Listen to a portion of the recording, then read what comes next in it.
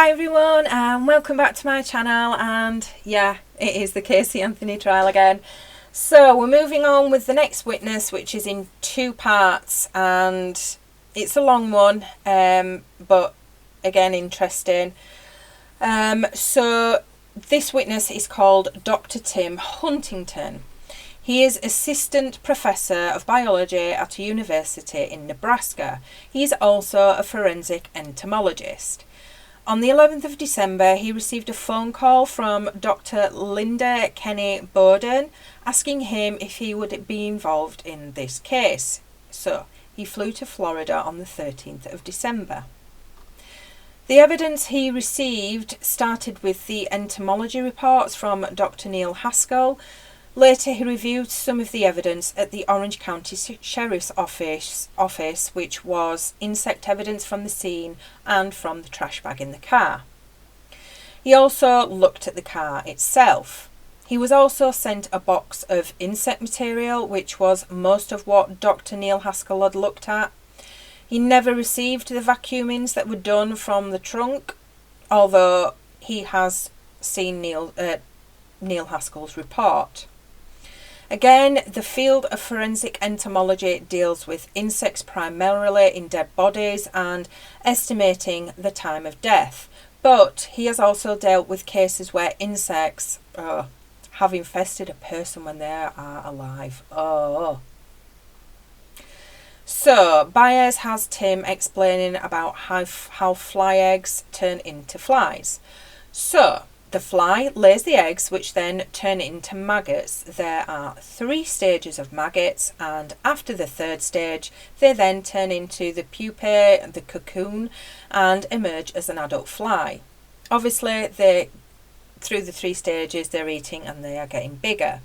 I never knew there were 3 stages. I thought a maggot was just a maggot, obviously, and they just grew a bit and then turned into a fly.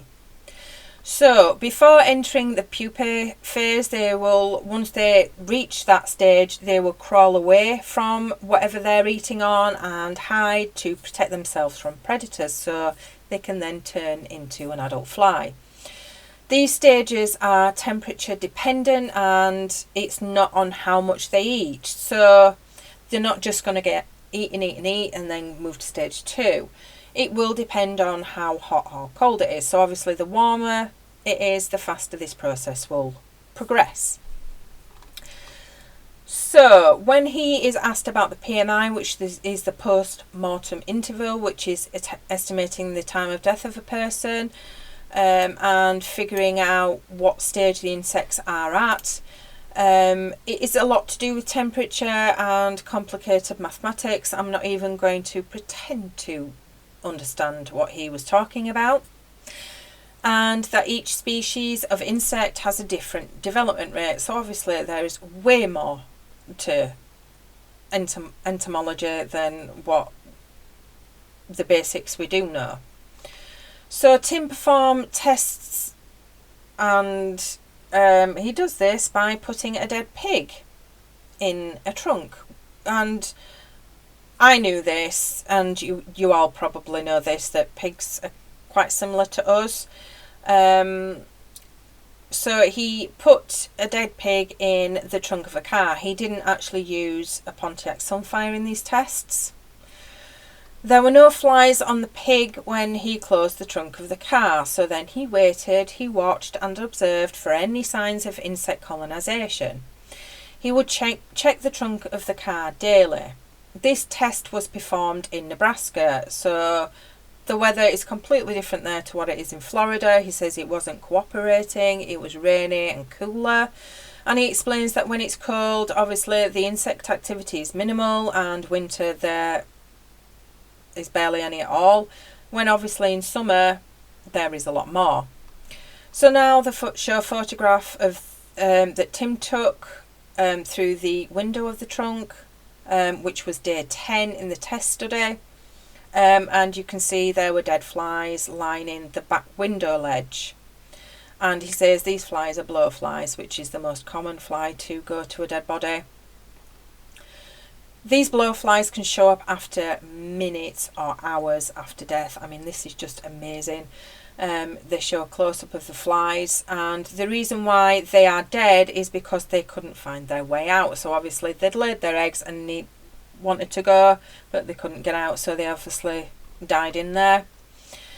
So if you do not want to see the image of a decomposing dead pig, then please look away now. This is on day 11 and the pig has decomposed, and the white spots you can see in this picture are maggot activity, and they are actively crawling away from the pig, which means they are stage 3 and they are looking for a place to pupate. And he says fly colonisation usually begins with the head and they will move their way down through the body. Ugh. So now they move on to the stain that was left in the trunk when the pig had decomposed, which is the decompositional stain. They show some of the maggots that have already reached the final pupae stage. It also shows some maggots trying to bury away into the carpet. Obviously they're going to try and find any way to pupate. He doesn't think you could just wipe away decompositional fluid with a paper towel because he says it's very greasy. And once it's soaked into that lining and that carpet, he's not even sure that professional cleaners would be able to get rid of that stain. He's never known of a case where a carpet that has had decompositional fluid stain to be cleaned. They're usually taken away and disposed of. So at the end of this study, he learned that obviously flies will get to a dead body whether the car is sealed up or not, and the flies gained access within a day or so. And he noted that even though the temperature was cooler, there was still a lot of fly activity. And the significance of the cooler temperature means that the body wouldn't decompose as quick as it would in warmer or hotter temperatures. In the evidence he was given, he says there was no early colonising flies. So, Dr. Neil Haskell had said that he had found the leg of a blowfly in the trash bag. And Dr. Tim says that it is similar to the leg of a blowfly, but he's not sure whether he would categorise it to that family or not. He also says that one leg of a blowfly doesn't mean anything. He says it's something that if he looked at hard enough, they would probably find in that courtroom they were sitting in now, so it really is that irrelevant.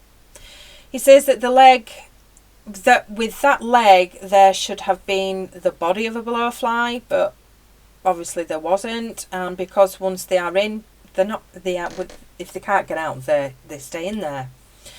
The other point he makes is that there would have been thousands of blowfly, not only in the trunk but throughout the whole car.